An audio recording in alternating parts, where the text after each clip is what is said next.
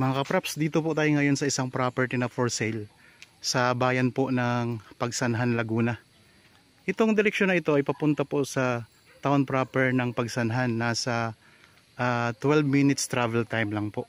At ang property na i-offer ko sa inyo mga kapraps, ito na po. So itong part na ito ay sakop po ito ng property. Tapos ang mas malawak na part ng property mga kapraps ay papunta po doon sa may bandang likuran. Merong itong overlooking at saka mountain views. Napakaganda ng view dito. Tapos ito sakop po ito. Ayan, may mga puno dito na mahogany. Tapos tabing kalsada. Kasama po ito sa property. Tingnan nyo po, may mga katabi din kayong mga property dito na mga develop na. Ayan o. Tapos may mga bahayan din dito sa may bandang unahan. Ito naman po, may kaharap po na farmlot din na for sale din po yan. Nasa YouTube channel ko na po yan. Nakapost na. Pupuntahan natin yung pinaka part ng lupa na mas malaking part. Ito kasi ay maliit lang na part ng lupa. Pero kasama po ito. Sa i-offer ko sa inyo. Bali ang buong sukat kasi nito ay 1.7 hectares. Meron ng daanan papunta doon mismo sa mas malaking part ng property. Pupuntahan po natin. Okay, tara na. Ito na yung daanan mga kapraps. So pupunta tayo doon sa mas malaking part ng property. Okay, tara na po.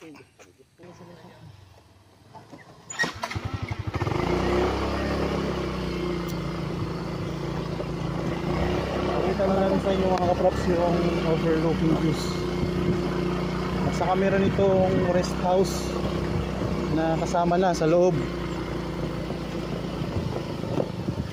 Itong kalsada na ito ay daanan na po ito papunta sa property. Wala na kayong problema sa kalsada dito.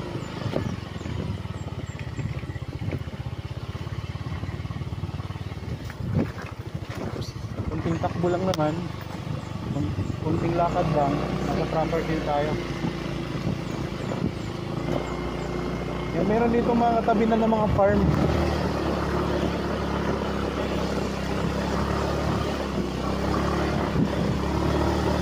Okay, malapit na po tayo mga kapraps.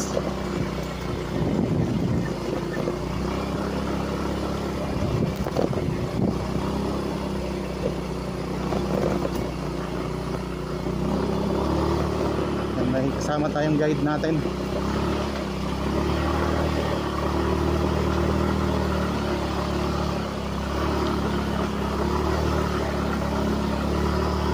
Ito na.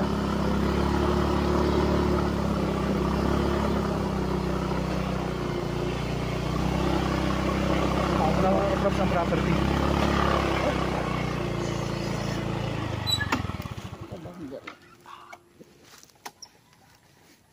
Okay, nandito na po tayo. So yung unahan na bahagi kanina pinakita ko, yung tabing kalsada, kasama po yun. Tapos dito na tayo sa mas malaking part ng property mga kapraps. So ito yung dinaanan natin. Ito na yung boundary ng property. Yan, ikutin po natin ito. Marami din itong mga tanim na prutas. Yan, ipakita ko po sa inyo ang mga tanim dito. Yan, dito sa bungad pa lang mga kapraps. Ayan, mayroong dalanghita. Tapos mayroong rambutan. Dito mayroong langka. Tapos hanggang dyan ang boundary mga kapraps. Dito po simula nitong tubo na ito. Meron na itong linya ng kuryente. So kita nyo naman po, meron ng wire yan mga kapraps. Linya ng kuryente. Yan, ang mga tanim dito, mga puno ng mangga. At ang ganda po ng tsura ng lupa kasi puro Carabao grass na. Yan, ang ganda mga kapraps. Carabao grass na. Ito, puno ng mangga. Tapos meron kayo ditong mountain views. Ito, ang daming mangga dito mga kapraps. Yan. Mula diyan hanggang doon po yan mga kapraps ang boundary. Yung may mga nakikita nyong medyo maraming puno na, yun na yung pinaka boundary ng property. Tapos dito tingnan nyo po. Ang ganda ng view dito. Puro barbed wire po ito. Sorry, puro Carabao grass. Yan, hanggang dito sa puno ng mangga ang boundary niya. Pupuntahan natin yung rest house. Meron na kasi itong kasamang rest house. Ayun oh. Rest house mga kapraps. Tapos dito ito ay mayroon ditong maliit na creek. Nasa ngayon wala pa po siyang tubig. Yan yung pinaka boundary ito. Yung may kawayan na yan. Tapos itong mangga. Tara. May mga tanim na mga rambutan na yan. Daming bulaklak na rambutan oh.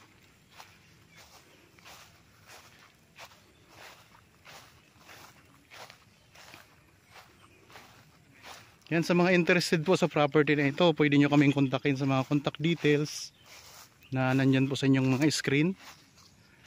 Meron po tayong Viber, cellphone number, Facebook Messenger, pwede rin po sa WhatsApp mga kapraps. Ayan, ito yung daming bulaklak na ng rambutan. Puro bulaklak na.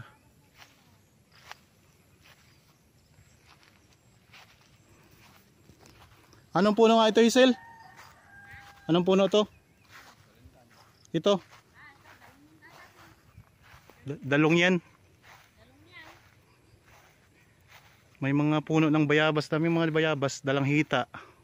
Dalandan ano?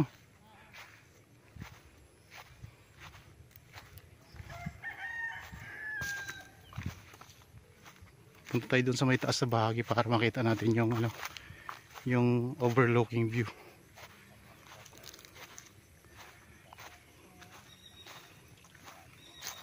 Pwede tayong pumunta doon. Ito may dalang hita. Mga bunga na yan. Mga bayabas. May hinog na bayabas oh. Pa tayong isa. Pahingi. Maraming bayabas. Tapos mga dalandan o dalang hita. Pareho lang naman yan ano. Yan. Dalang hita. Dalandan. Maraming siyang dalandan mga kapraps. Ayun ang daming dalandan. Yan, puro dalandan.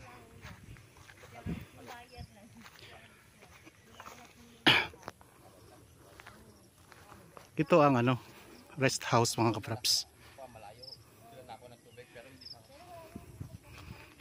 Tayo.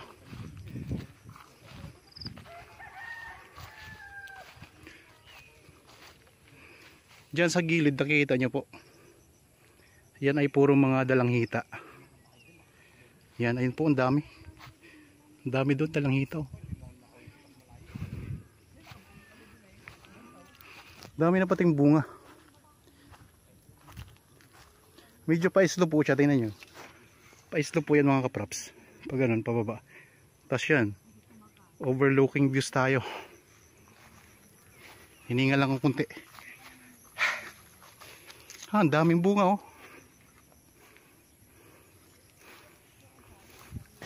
Puntahan natin yung rest house. Nandito, ang dami ding dalang hitaw. Ano natin ah. Dito tayo sa may taas na bahagi.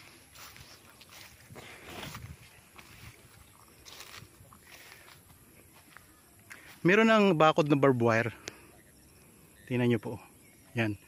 May mga bakod na yan na barbed wire mga kapraps. Puro dalang hita. May saging din oh. Tapos ito yung pinakamagandang view niya mga kapraps oh. Overlooking view. Tapos dito daming mga dalandan na tanim.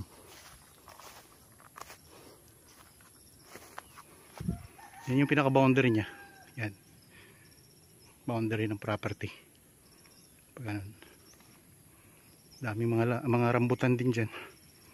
Punong-puno ng ng bulaklak.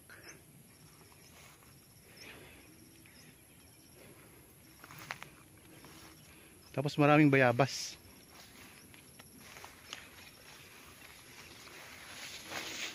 May malaking bunga ng bayabas.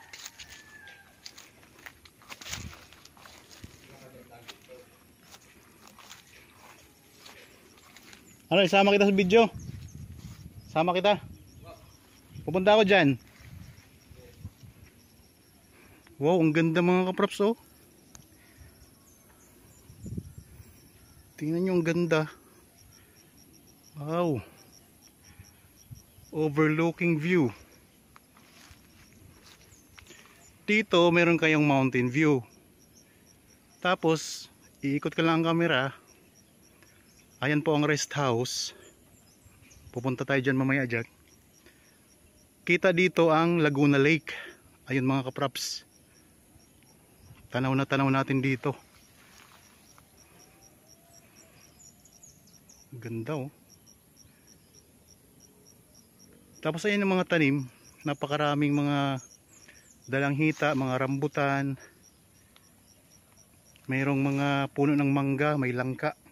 Tapos mga bayabas. Tingnan mo mga bayabas naman dito. Ikot ka lang ang camera mga kaprops para may idea po kayo. So ganoon po. Dahan-dahanin ko lang po ang pag-ikot para di kayo mahilo sa mabilis na ikot ng camera mga kaprops.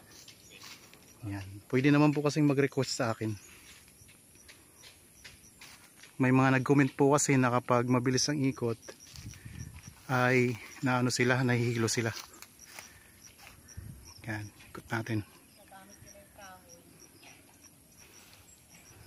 Ganda, no?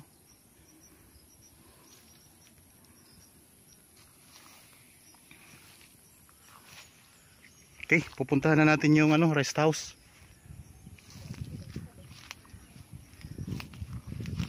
Pasok tayo sa loob para ganda nito.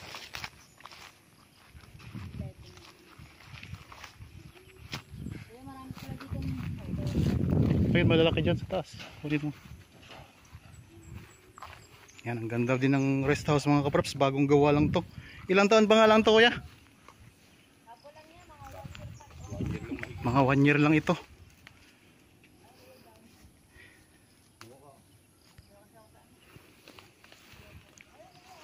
Ito kasi ay ang nabenta na rin kasi namin to dati. Tapos ang buyer po namin, pinatayuan niya ng rest house. Ito na nga yung rest house. Tapos ngayon po nagdesisyon siya na ibenta din uli. Pero tignan nyo naman ang ganda dito sa lugar na to mga kaprops. Ang buong sukat po nito kasama po yung kanina, yung pinuntahan natin, yung pinanggalingan natin na maliit na part ng property. Ang buong sukat talaga nito ay 1.7 hectares. Ito ay titulado mga kaprops. Ang ganda dito, tingnan nyo. Ito, nandito na tayo sa rest house mga kaprops. Yan, ipakita natin. So, ayan ang bubong niya. Ayan. Ikot natin ulit ang camera para kasi napakaganda talaga niya, oh, ang view dito. No, dandahanin ko lang pag-ikot. Yan. May linya na ng kuryente. Ayan ang linya ng kuryente mga kaprops. So ito yung left side ng property. Yan. Maraming tanim yan. Tapos ito yung harapan ng rest house. Yan yung view mo. Tanaw na tanaw mo dito ang Laguna Lake. Ayun ang Laguna Lake mga kaprops. Tapos may mountain view ka dito. Ayan, may mga puno ng kawayan, mga bayabas. Tapos may mga dalanghita. Ang daming dalanghita dyan, oh. Yan, mga dalanghita po yan. Tapos ayun, may mangga. Tapos doon din sa bandang gilid may mangga. Tapos doon may may mga mahogany na puno. Tapos langka. Yan dito, ang sahig ng rest house mga kaprops ay kahoy siya. Ganda. Yan. Native. Pero semento po ang dingding nito. Yan, ito yung gilid. Yung gilid ng rest house mga kaprops. Yan naman ang view mo dito sa may bandang gilid ng property. Sa right side. Yan ang view mo. Yan, puro Carabao grass na rin ang ano niyan, ang tanim. Yan oh. Nakaka-relax talaga dito mga kaprops. Subukan natin kung mabuksan natin yung ano. So nakalock po, hindi tayo makapasok sa loob. Wala yatang susi. Pero ang ganda ha. Tingnan nyo. Ganda nito. Yan. Ito naman po yung pinakaalikuran ng property mga kapros. Ang ano, rest house pala. Yan, meron ng mga lababo. Ganda ng lababo. Ito yung pinakakusina nila. Okay. Ayan, may CR. Ito yung CR mga kaprops. Tingnan natin kung kaya natin buksan ito. Ay, so nakalock po. Hindi po tayo makapasok sa loob. Pero ayan, may idea na po kayo sa itsura ng rest house mga kaprops. Ano yun natin ah. Kuhanan ko lang. Ayan o.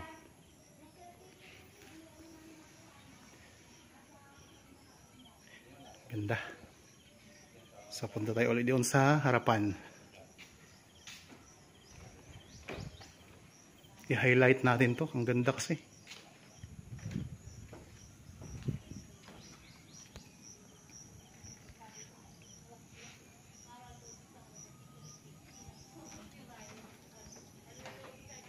Yan. Okay, baba tayo ulit. Pupuntahan natin yung gilid ng bahay. Para ikot na ikot talaga natin to.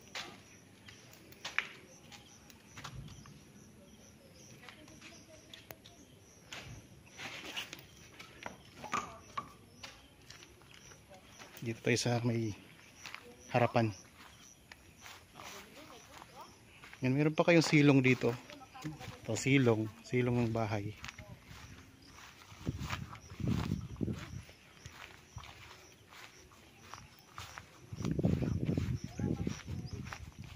Ganda mga kaprops, may rest house na kayo. Ito yung pinakasilong ng rest house. Mga kahoy po yan. Kahoy ang sahig niya, kaya malamig. Fresh. Puntahan natin ang kabilang boundary nito.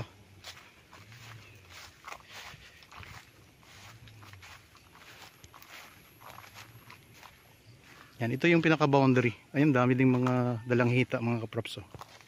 Marami na ring bunga. Hindi pa lang siya maaani kasi hindi pa siya ganun ka ano. Hindi pa siya hinog.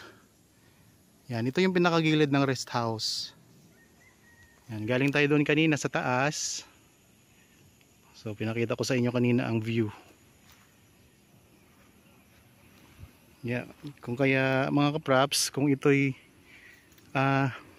interested po kayo sa property, pwede nyo po itong bisitahin. Meron kayong part ng property na katabi ng kalsada, tapos may kalsada na po dito pagpunta sa mas malaking bahagi ng property. 1.7 hectares ang kabuang sukat nito. Meron na kayong rest house.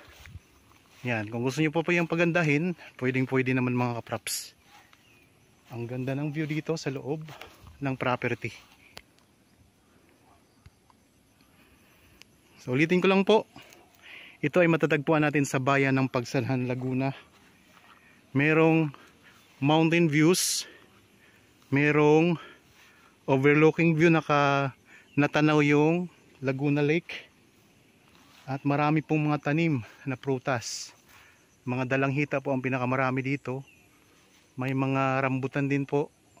Mangga. Mayroon din puno ng langka. May mga bayabas. Kaya kung nagustuhan nyo po ang property na ito, kontakin nyo lang po kami mga kaprops para kung gusto nyo makita ng personal, magpa-schedule lang kayo sa amin.